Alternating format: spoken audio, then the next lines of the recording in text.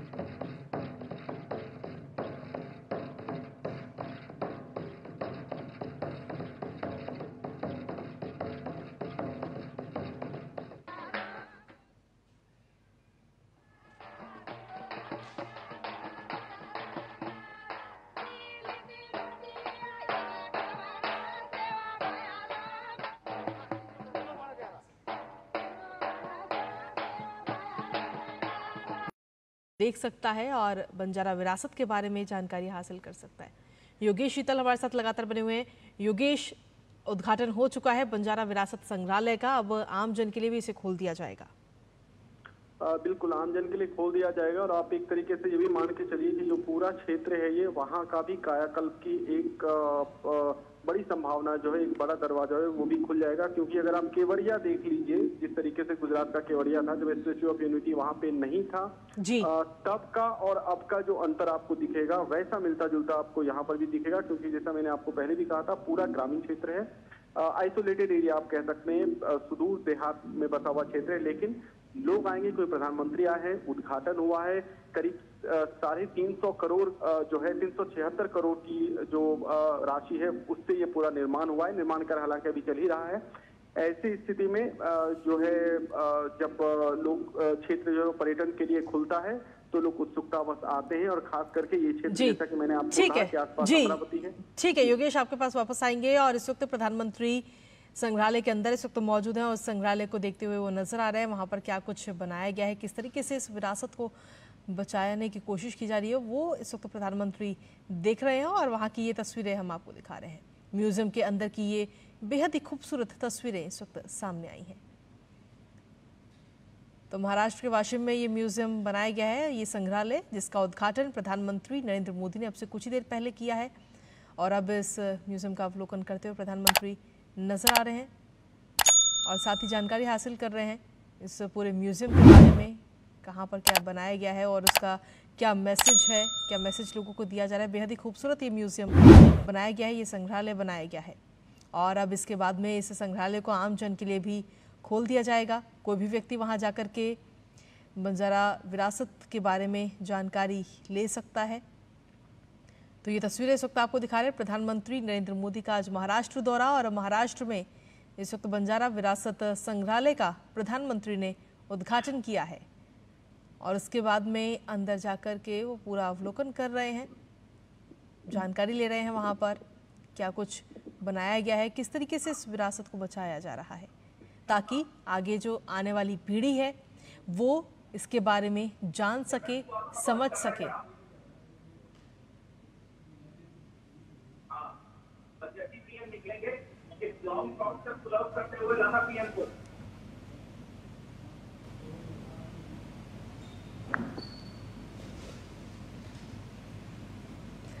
तो ये तस्वीरें इस वक्त आपको दिखा रहे बंजारा विरासत संग्रहालय की, जिसका अब से कुछ ही देर पहले प्रधानमंत्री ने उद्घाटन किया है। और इससे पहले अगर देखा जाए तो प्रधानमंत्री जब वासिम पहुंचे थे तो वहां पर मां जगदम्बा के दर्शन किए, उनकी आराधना करते हुए प्रधानमंत्री नजर आए थे। उसके बाद में नगाड़ा भी उन्होंने बजाया और अब संग्रहालय में बंजारा समुदाय की समृद्ध विरासत का जो प्रदर्शन है वहां पर उसको देखते हुए नजर आ रहे हैं। और हमारे साथ में योगेश शीतल इस वक्त एक बार फिर से जुड़ गए हैं। जी योगेश, संग्रहालय का उद्घाटन हो चुका है। जैसा मैं आपको बता रहा था कि अंदर में गैलरी जो है वो बड़ी गैलरी बनाई गई है और इस तरीके से बनाया गया है कि अगर कोई आदमी परिवार के साथ आ रहा है, एक्सटेंडेड फैमिली के साथ आ रहा है, तो भी वो वहाँ अच्छे से घूम सके।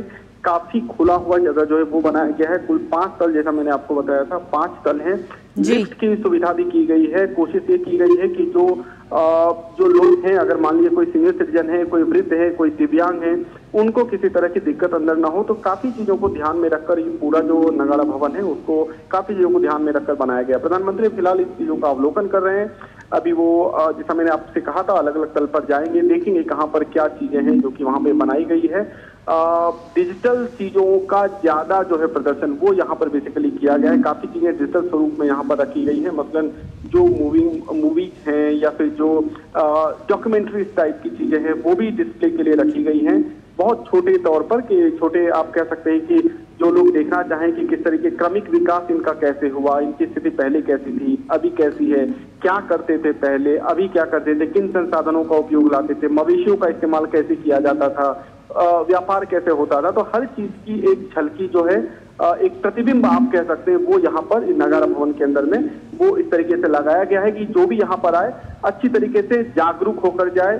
किसी तरीके का इग्नोरेंस या किसी तरीके का वो नहीं रहे कि इस बारे में ये नहीं जान सके, वो नहीं जान सकते। कंप्लीट 360 डिग्री जो है वो नॉलेज जो है वो यहाँ पर मिल सके, ऐसा इन्होंने यहाँ पर बनाया गया है। तो फिलहाल प्रधानमंत्री इस चीज का अवलोकन करें, उसके बाद प्रधानमंत्री यहाँ से अगले कार्यक्रम के लिए प्रस्थान करेंगे।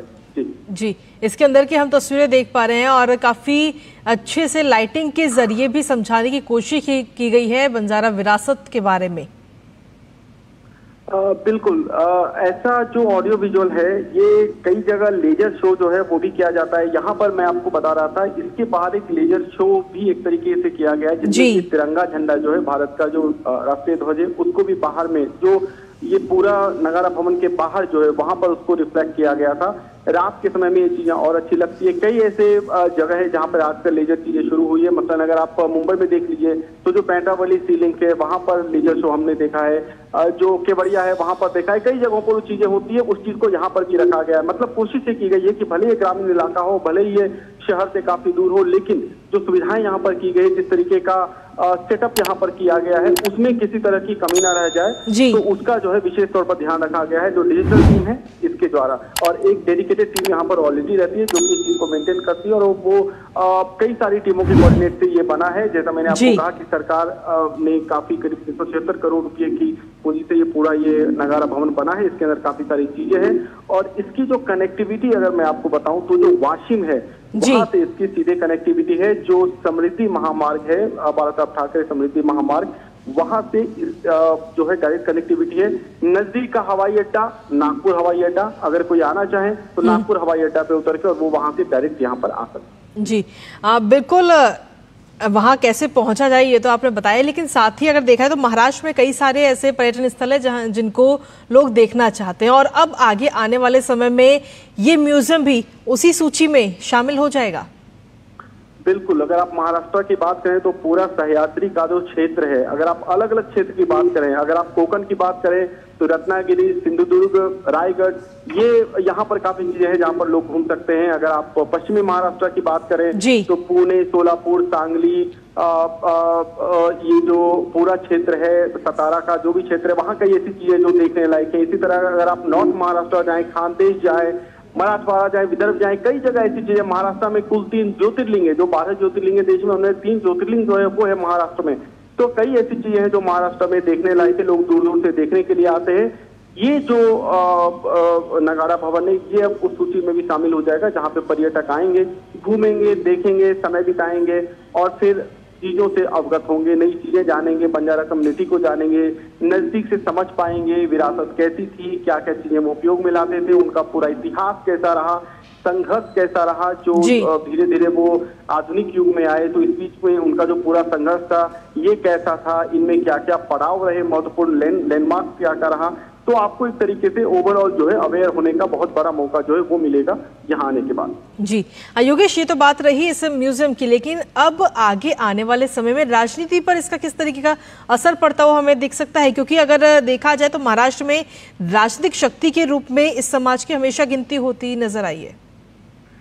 देखिए, अभी मुझे लगता है कि नगाड़ा भवन का जो उद्घाटन है इसको राजनीति से जोड़ना मतलब थोड़ा अजीब सा लग रहा है, क्योंकि ये बेसिकली बहुत पुराना एक कमिटमेंट था। बहुत सारी चीजें जो कमिट की गई थी नहीं पूरी हो पाई, लेकिन अभी जो है इस सरकार के अंदर कई सारी चीजें पूरी हो गई। उसी तरीके का ये कमिटमेंट है, इसलिए इसको मुझे लगता है वोट ट्रांजेक्शन से या वोट ट्रांसलेशन से जोड़ना थोड़ा अजीब सी बात है। लेकिन अगर आप समुदाय इन पर्टिकुलर अगर आप समुदाय की बात करें तो समुदाय का जो इन्फ्लुएंस है, पर्टिकुलर जो मैंने आपको कंस्टिट्यूंसी बताया, करीब 40 से ज्यादा कंस्टिट्यूंसी है, विधानसभा क्षेत्र की मैं बात कर रहा हूं जहां पर इस समुदाय के ज्यादा वोटर्स है, उन पर इसका प्रत्यक्ष अप्रत्यक्ष प्रभाव जरूर पड़ेगा। क्योंकि ये जो प्रॉमिस आप करते हैं अपने लोगों से, फिर वो प्रॉमिस को आप बाद में पूरी करते हैं, तो एक विश्वास जो बॉन्डिंग होता है वो बनता है। वो बॉन्डिंग कहीं ना कहीं ऐसे कार्यक्रमों के बाद वो बॉन्डिंग और मजबूत होता है। अब ये मजबूती वोट में कितनी परिणत हो पाती है ये तो खैर वक्त ही बता पाएगा, क्योंकि मुझे लगता है कि अब जो भाषण का दौर चलेगा उनमें जो विपक्षी है वो भी अपनी कुछ बात रखेंगे, जो सत्ता पक्ष के लोग हैं वो भी अपनी कुछ बात रखेंगे, जो समुदाय है वो उन सब चीजों का अवलोकन करेगा, समीक्षा करेगा, समझेगा, फिर उसके बाद अपना भरोसा जिस भी तरफ जाता है उसको वोट के रूप में वो देगा। तो ये मुझे लगता है एक बहुत बड़ी प्रक्रिया होती है और इस तरीके के कार्यक्रम असर जरूर डालते हैं। लेकिन कई ऐसे कार्यक्रम हमने देखे भी हैं जो कार्यक्रम हुए हैं लेकिन उसका असर जो है वो कई बार जो है उस हिसाब से नहीं रहा जैसी अपेक्षा की जाती है। तो बहुत सारी चीजें जो है वो अभी आने वाले समय मुझे बताएगी। इसलिए मुझे लगता है कि इसका अभी फिलहाल पॉलिटिकल चीज से जोड़ना कि ये नगाड़ा भवन का पॉलिटिकल इंप्लीकेशन क्या होगा, ये मुझे लगता है कि ये कैलकुलेट करना थोड़ा मुश्किल है अभी। जी योगेश, प्रधानमंत्री अब से कुछ ही देर में सभा स्थल भी पहुंचने वाले हैं, तो वहां पर अगर देखा जाए तो वो अपनी इस आज की सभा में किन किन बातों का जिक्र लोगों के सामने कर सकते हैं? देखिए, जो सबसे बड़ी बात रहेगी वो रहेगी किसान सम्मान निधि की, क्योंकि जैसा मैंने आपसे कहा कि 18 किस्त जो है वो रिलीज करने वाले हैं और ये पूरा एरिया है एग्रीकल्चरल एरिया है। सोयाबीन की फसल हो, कपास की हो, तुर दाल की हो, मूंग दाल की हो, मूंग की फसल हो, चना की पैदावार हो, वो यहाँ पर बड़े पैमाने पर होती है। गेहूं, ज्वार, बाजरा, ये जो एग्रीकल्चरल पूरा एरिया ही कृषि का एरिया है। तो यहाँ पर जो है प्रधानमंत्री जब बोलेंगे तो निश्चित तौर पर कृषि को लेकर सरकार की तरफ से क्या क्या किए गए, एनिमल हस्बेंड्री को लेकर क्या क्या किए गए, पशुपालन को लेकर सरकार की तरफ से क्या किए गए, डेयरी को लेकर क्या क्या किए गए, तो इन सब चीजों में सरकार की जो उपलब्धियां रही है या फिर सरकार जो आगे करना चाह रही हो, सरकार की जो रूपरेखा है, जो सरकार का पूरा प्लानिंग है आने वाले सालों के लिए, ऐसे समय में जब विकसित भारत की परिकल्पना लेकर सरकार चल रही है, उनपे किसानों का, युवाओं का, महिलाओं का, वृद्धों का कितना बेसिकली। गरजा हिंदुस्तान चॅनलला सबस्क्राईब करा आणि ताज्या घडामोडी जाणून घेण्यासाठी बेल आयकॉनवर प्रेस करा।